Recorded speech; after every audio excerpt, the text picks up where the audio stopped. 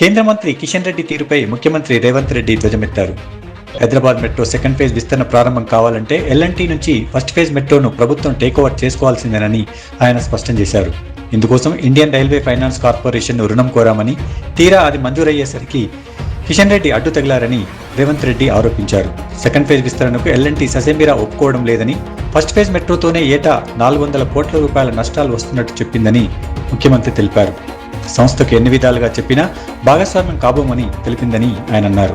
L&T నుంచి metro కొంటేనే సమస్య తీరుతుందని కేంద్రం చెప్పిందన్న సీఎం, కొనుగోలులో యూపీ మెట్రో ఎండీ సుశీల్ కుమార్ను కూడా సభ్యుడిగా చేసిందన్నారు. 30,000 కోట్ల రూపాయల ఎల్ఎన్టీ ఆస్తుల్ని 15,000 రూపాయల కోట్లకు కొనుగోలు చేశామని పేర్కొన్నారు. ప్రస్తుతం మెట్రోకు కిలోమీటర్కు 350 కోట్ల రూపాయల నిర్మాణ ఖర్చు అవుతుందని అంచనాలున్నాయని తెలిపారు. మెట్రో రైలు నిర్మాణంలో కేసీఆర్ నిర్లక్ష్యంగా వ్యవహరించారని రేవంత్ రెడ్డి ఆరోపించారు.